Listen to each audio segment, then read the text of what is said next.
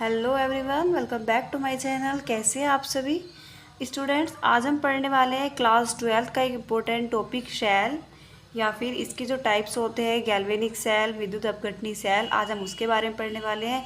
दोनों ही topics students बहुत ज़्यादा इंपॉर्टेंट है। तो सबसे पहले हम सेल के बारे में देख लेते हैं कि सेल क्या होता है, उसके बाद हम इसके दोनों टाइप्स पढ़ेंगे। तो चलिए देखते हैं सेल क्या होता है। देखिए स्टूडेंट, सेल क्या होता है? ऐसी रासायनिक युक्ति जिसके अंतर्गत वैद्युत ऊर्जा का रासायनिक ऊर्जा में और रासायनिक ऊर्जा का वैद्युत ऊर्जा में परिवर्तन किया जाता है, उसको हम बोलते हैं रासायनिक सेल। सिंपल सी लैंग्वेज है, वैद्युत ऊर्जा का रासायनिक ऊर्जा में और रासायनिक ऊर्जा का वैद्युत ऊर्जा में परिवर्तन किया जाता है। ठीक है। अब जो स्टूडेंट्स ये सेल होती हैं ये दो टाइप्स की होती हैं। फर्स्ट आपकी होती है गैल्वेनिक सेल, डैनियल सेल, या इसको हम वोल्टेज सेल भी बोलते हैं। एंड सेकंड जो आपकी होती है वो होती है वैद्युत अपघटनी सेल, जिसको हम इलेक्ट्रोलाइटिक सेल भी बोलते हैं। अब छोटा छोटा सा इनका देख लेते हैं हम क्या होता है। जैसे कि हमारा गैल्वेनिक सेल, तो गैल्वेनिक सेल जो होता है वो ऐसी प्रोसेस होती है, ऐसी युक्ति होती है जिसके अंतर्गत रासायनिक ऊर्जा का वैद्युत ऊर्जा में परिवर्तन किया जाता है। यहाँ पर ध्यान रखिएगा, रासायनिक ऊर्जा का वैद्युत ऊर्जा में परिवर्तन किया जाता है। और जो वैद्युत अपघटनी सेल होता है वो इसका ऑपोजिट होता है, उसमें वैद्युत ऊर्जा का रासायनिक ऊर्जा में परिवर्तन किया जाता है। आप देख सकते हैं ऐसी युक्ति जिसके अंतर्गत वैद्युत ऊर्जा का रासायनिक ऊर्जा में परिवर्तन किया जाता है, वैद्युत अपघटनी सेल कहलाती है। ठीक है स्टूडेंट्स, ये जो गैल्वेनिक सेल है ये बहुत इंपॉर्टेंट है, 12th एग्जाम में बहुत ज़्यादा आती है। तो चलिए अब स्टार्ट करते हैं हम सबसे पहले गैल्वेनिक सेल के बारे में। ठीक है, देखिए ये लिखा है बच्चों यहाँ पर गैल्वेनिक सेल। ठीक है, तो गैल्वेनिक सेल में पहले छोटी सी चीज़ हम देख लेते हैं। ऐसी युक्ति जिसके द्वारा, अभी मैंने आपको पीछे बताया, रासायनिक ऊर्जा का वैद्युत ऊर्जा में परिवर्तन किया जाता है, गैल्वेनिक सेल, डैनियल सेल या वोल्टेज सेल कहते हैं। ठीक है, इस पेपर में इस नाम से भी आ सकता है, किसी भी नाम से आपका आ सकता है। स्टूडेंट्स, ये जो सेल थी इसका निर्माण 1780 में गैल्वेनी ने किया था और 1800 में, ठीक है, इसको वोल्टा ने दिया था। और गैल्वेनिक सेल और वोल्टेज सेल भी इसको कहा जाता है। ओके, अब देखिए स्टूडेंट्स, ये आपको एक डायग्राम दिखाई दे रहा होगा। सब इस डायग्राम से ही आपको पूरा टॉपिक कवर हो जाएगा, बस आपको इस डायग्राम को अच्छे से देखना है। देखिए यहाँ पर आप देख सकते हैं दो पात्र हैं। ठीक है, आपको दिखाई दे रहा होगा। अगर बच्चों आप ये डायग्राम यही अच्छे से समझ लेते तो आपको थ्योरी पढ़ने की बिल्कुल ज़रूरत नहीं है। ठीक है, तो सबसे पहले मैं आपको इनके नाम बता देती हूँ ताकि आप समझ सके अच्छे से। ठीक है, तो देखो ये जो हमारा टॉपिक है इसके अंदर दो पात्र होते हैं। ठीक है, और ये जो दो पात्र हैं इन दोनों पात्रों में अलग अलग प्रकार की इलेक्ट्रोड होती है। ठीक है, जैसे यहाँ पर अगर हम इसकी बात करें तो ये पर ये जिंक की इलेक्ट्रोड है। ठीक है, तो ये मैंने यहाँ पर लिख दिया है, ये जिंक धातु की इलेक्ट्रोड है। और यहाँ पर ये हमने लिख दिया है कॉपर धातु की इलेक्ट्रोड है। ठीक है, तो आप मतलब जिस धातु की इलेक्ट्रोड होती है उसके अंदर उसी का ही विलयन होता है। जैसे यहाँ पर जिंक की इलेक्ट्रोड है तो इसके अंदर बच्चों किसका होगा? जिंक सल्फेट का विलयन होगा। मैं इसको यहाँ पर लिख देती हूँ, जिंक सल्फेट का विलयन होगा। और ये आपकी कॉपर की धातु है तो इसके अंदर बच्चों आपका कॉपर सल्फेट का विलयन होगा। आई होप आपको इतना क्लियर हो गया होगा कि जिस पात्र के अंदर जिस धातु का हम उपयोग करते हैं उसी का विलयन होता है उसके अंदर। ठीक है, अब देखिए ये जो आपको ये नली दिखाई दे रही होगी इसको बोलते हैं लवण सेतु।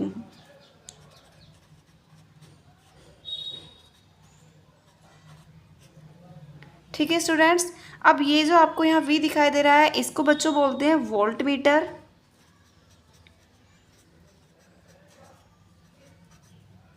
पहले आप इनके नाम लिख लीजिए ताकि आप इजीली समझ सके। ठीक है, यहाँ पर ये कॉपर की छड़ है, यहाँ पर ये जिंक की छड़ है। अब बच्चों जो ये जो इसके अंदर विलयन भरा हुआ है ये इसकी जो सांद्रता होती है वो 1 मोलर सांद्रता होती है।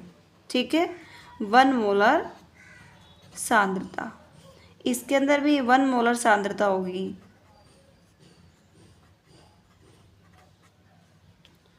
ठीक है बच्चों, अब उसके बाद में इसको, ये जो लवण सेतु है इसको हम सोल्ट ब्रिज भी बोलते हैं। अब आपको ध्यान रखना है कि जो हमारा जिंक होता है, जिंक पर यहाँ पर पॉजिटिव चार्ज होगा। जो हमारा जिंक होता है इस पर यहाँ एनोड होता है, एनोड धातु होती है ये। ठीक है, और इधर हमारा ये क्या होगा? कैथोड। ठीक है, अब हमेशा ध्यान रखना, एनोड जो होता है, एनोड की तरफ हमारा ऑक्सीकरण होता है, कैथोड की तरफ हमारा अपचयन होता है। ठीक है, तो सिंपली इधर एनोड है तो मैं यहाँ नीचे लिख देती हूँ, यहाँ पर आपका क्या होगा, ऑक्सीकरण, और इधर आपका क्या होगा, अपचयन। ठीक है बच्चों, इतना आपको समझ में आ गया होगा। अब देखो बच्चों, आपको ये एरो का निशान दिखाई दे रहा होगा, ये ऐसे जा रहा है, ऐसे जा रहा है। तो ये जो बच्चों, ये आपको इलेक्ट्रॉन प्रवाह बताता है। मैं आपको यहाँ पर लिखा देती हूँ, इलेक्ट्रॉन प्रवाह की दिशा, इलेक्ट्रॉन प्रवाह की दिशा, यानी कि जो हमारे इलेक्ट्रॉन्स हैं वो इधर से इधर जा रहे हैं। ठीक है, बस अब आपको यहाँ से ही समझना है। देखो क्या होता है कि इस डायग्राम में, ठीक है, दो पात्र होते हैं, दोनों पात्रों के अंदर अलग अलग टाइप की इलेक्ट्रोड होती है। जैसे इस पात्र में जिंक की इलेक्ट्रोड है तो यहाँ पर जिंक का सॉल्यूशन होगा, यानी कि जिंक सल्फेट। जिस पात्र में कॉपर की धातु है उसमें कॉपर सल्फेट का विलयन होगा। जो विलयन की सांद्रता होती है वो 1 मोलर होती है। ठीक है, 1 मोलर सांद्रता होती है। दोनों जो विलयन होते हैं वो एक लवण सेतु द्वारा जुड़े होते हैं। ये जो लवण सेतु होती है ये कांच की नली होती है जिसके अंदर एगर एगर नाम की जेली भरी होती है। ये एगर एगर नाम की जो जेली है ये एक पिलपिला टाइप पदार्थ होता है। ठीक है, इसके अंदर एक ठोस पदार्थ भरा होता है जो आपको अभिक्रिया को उदासीनता बनाने में हेल्प करता है। तो इसके अंदर जो ठोस पदार्थ होता है वो KCl भी हो सकता है, NH4Cl भी होता है, जो मतलब रिएक्शन को बैलेंस करने में हेल्प करता है। ठीक है, उसके बाद में देखिए होता क्या है बच्चों, जब यहाँ पर वोल्ट मीटर यानी कि इसके अंदर इसका परिपथ पूर्ण होता है तो इसके अंदर जो होती है वो रेडॉक्स अभिक्रिया होनी स्टार्ट हो जाती है। ठीक है, देखो यहाँ से इलेक्ट्रॉन्स निकलना है, जब इसके अंदर मतलब वोल्ट मीटर किया जाता है तो यहाँ से इलेक्ट्रॉन्स निकलना स्टार्ट करते हैं और इलेक्ट्रॉन का प्रवाह जो होता है, इलेक्ट्रॉन्स यहाँ से निकलेंगे तो यहाँ पर कमी होगी। तो यानी कि अब आपको क्लियरली पता है कि कमी जो होती है उसको हम ऑक्सीडेशन बोलते हैं। ठीक है, तो जब यहाँ पर इलेक्ट्रॉन्स की कमी होगी तो एनोड पर आपका ऑक्सीकरण होगा, फिर ये इलेक्ट्रॉन्स इस तरह से यहाँ पर जाएंगे तो यहाँ पर आपके पास एक्स्ट्रा हो जाएगा। तो यहाँ पर जो होता है आपका इलेक्ट्रॉन का मतलब इलेक्ट्रॉन का गेन होता है, यानी कि आपका अपचयन होता है। ठीक है, तो यही सारी चीज़ें मैंने लिखी हुई है, यहाँ से आपको समझ में आ जाएगा। ठीक है, आप एक बार डायग्राम देख लीजिए ताकि मैं आपको दोबारा से बता दूँ। ठीक है, देखिए बच्चों, मैंने वही लिखा है जो मैंने अभी जस्ट आपको समझाया है। देखिए इस सेल में 2 बीकर होते हैं, मैंने आपको समझाने के लिए थोड़ा सा यहाँ पर दोबारा से क्या है। तो इस सेल में 2 बीकर होते हैं, आप देख सकते हैं 2 बीकर हैं। ठीक है, दोनों पात्रों में ZnSO4 और जिंक सल्फेट का विलयन भरा होता है। देखिए यहाँ पर जिंक है तो जिंक सल्फेट का विलयन भरा हुआ है, यहाँ पर कॉपर है तो कॉपर सल्फेट का विलयन भरा हुआ है। ठीक है, उसके बाद में जो विलयन में कॉपर सल्फेट जिंक सल्फेट की छड़ में डुबाया जाता है, यही लिखा है कि जब इसके विलयन में जिंक को और कॉपर के विलयन में कॉपर की छड़ को डुबाया जाता है। अब इसमें जिंक की धातु पर एनोड और कॉपर की धातु पर कैथोड का कार्य करती है। ठीक है, तो देखो यहाँ पर जिंक की धातु है ना, यहाँ पर एनोड है और यहाँ पर कॉपर की धातु है तो यहाँ पर कैथोड है। ठीक है, अब दोनों विलयनों को एक लवण सेतु की सहायता से जोड़ दिया जाता है। तो आप देख सकते हैं ये दोनों विलयन है और ये जो आपकी कांच की नली है ये इसको जो हम लवण सेतु बोलते हैं इसके द्वारा हमने इसको जोड़ दिया है। ठीक है, लवण सेतु द्वारा जोड़ते थे। जो लवण सेतु होता है ये यू आकार की कांच की एक नली होती है। आप देख सकते हैं इस टाइप से ये नली है, एक यू आकार की एक नली है जो कि कांच की होती है। ठीक है, और इसमें जो होती है एगर एगर जेली या ठोस पदार्थ भरा होता है। इसके अंदर जो होता है ना ये एगर एगर जेली या ठोस पदार्थ भरा होता है। ठीक है, इस नली में लवण भरा होता है जैसे कि KCl भी हो सकता है, NH4Cl भी हो सकता है। ठीक है, इसमें 2 अर्धसेल, अब 2 अर्धसेल कौन कौन सी होती है, कॉपर सल्फेट का विलयन, जिंक और जिंक सल्फेट का विलयन। स्टूडेंट्स अभी ये हमारी 2 अर्धसेलें हैं जो कंप्लीट नहीं है, जब ये आपस में मिल जाती हैं अब ये कंप्लीट सेल बन जाती है। ठीक है, तो मैंने इसमें यही लिखा है कि इसमें 2 अर्धसेल होती हैं और ये एक दूसरे से आपस में मिलकर क्या पूर्ण बनती है।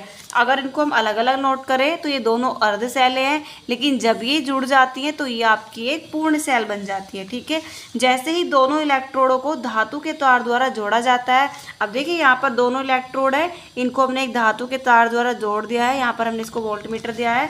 तो इनके अंदर क्या होती है, धारा प्रवाहित होने लगती है, और जिससे इलेक्ट्रॉनों का प्रवाह जो होता है वो जिंक से कॉपर की तरफ होने लगता है। ठीक है, तो जब इन इलेक्ट्रोडों से मतलब इनके अंदर धारा प्रवाहित की जाती है तो यहाँ पर जिंक जो है, जिंक के इलेक्ट्रॉन जो हैं वो इस तरह कॉपर की साइड में आने लगते हैं। ठीक है, तो यहाँ पर जिंक जो होता है इसका ऑक्सीकरण होने लगता है, और हमारा कॉपर जो है इसका यहाँ पर अपचयन होने लगता है। ठीक है बच्चों, तथा जिंक पर ऑक्सीकरण होने, मतलब इन दोनों का अपचयन होता है। अब इस सेल में निम्न अभिक्रियाएं होती हैं, तो वो मैं अभिक्रियाएं आपको दिखा देती हूँ निकाल कर। देखिए, अभी मैंने बताया आपको कि जो हमारा जिंक है, ठीक है, वो जिंक सल्फेट के विलयन में होता है। ये हमारी क्या है, ये हमारी अर्ध सेल है। ठीक है, और ये हमारा जो कॉपर सल्फेट, सॉरी ये जिंक सल्फेट है, ये हमारा एक्वा सॉल्यूशन है। ठीक है, और इसकी मात्रा हमने कितनी ली थी, 1 मोलर। ठीक है, और ये बीच में क्या आ जाएगा, ये बीच में हमारा लवण सेतु है जिसको सॉल्ट ब्रिज बोलते हैं। ऐसे ही हमारे यहाँ पर क्या थी, कॉपर सल्फेट का विलयन था। ठीक है, जो किस में था, एक्वा सॉल्यूशन में था, और ये किस में था, हमारा कॉपर में।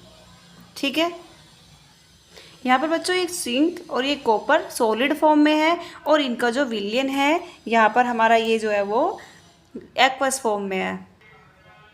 अब देखिए बच्चों, ये क्या है, ये तो हमारा है लवण सेतु, इसको हम क्या लिख सकते हैं, लवण सेतु लिख सकते हैं। ठीक है, और ये क्या है हमारी, ये दोनों है हमारी अर्ध सेल, ये भी हमारी अर्ध सेल है, और इधर ये भी हमारी क्या है, अर्ध सेल।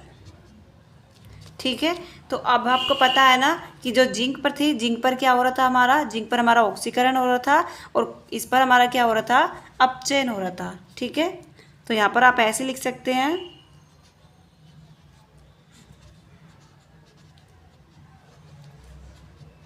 देखिए यहाँ पर हमारा ये क्या हो गया है, जिंक पर ऑक्सीडेशन, इसको हिंदी में आप ऑक्सीकरण लिख सकते हैं। ठीक है, देखिए यहाँ पर है ना इलेक्ट्रॉन्स निकले हैं तो हमारा ऑक्सीडेशन हुआ है, और कॉपर के लिए आपका क्या हो रहा है, यहाँ पर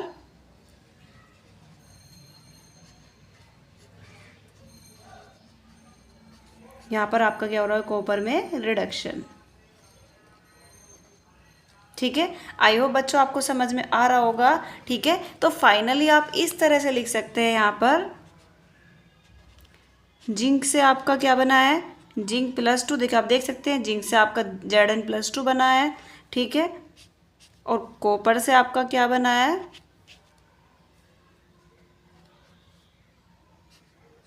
कॉपर सॉलिड। ठीक है, तो ये आपकी फाइनल इक्वेशन है। ये बीच में जो है ये सोल्ट ब्रिज यानी कि लवण सेतु को डिनोट करता है। ठीक है, आइयो बच्चों आपको समझ में आया होगा, दोबारा से समझा देती हूँ। अभी हमने प्रोसेस देखी थी, तो जिंक जो था, मतलब एनोड पर जो था वो ऑक्सीकरण हो रहा था, और कैथोड पर हमारा अपचयन हो रहा था। तो जिंक का आपने देखा होगा, जिंक की तरफ से इलेक्ट्रॉन्स निकल रहे थे, यानी कि यहाँ पर हमारा ऑक्सीकरण हो रहा था। तो देखो मैंने यहाँ पर जिंक से इलेक्ट्रॉन्स निकाले तो ऑक्सीकरण हुआ, और हमारा कॉपर पर अपचयन हो रहा है, तो यहाँ पर आप देख सकते हैं कॉपर पर अपचयन हुआ। ठीक है, तो जिंक से Zn+2 बना, कॉपर मतलब यहाँ पे Cu+2 से हमारा कॉपर बना है। तो ये ऑक्सीकरण और अपचयन को शो कर रखा है, बीच में यहाँ पर आपका सोल्ट ब्रिज है।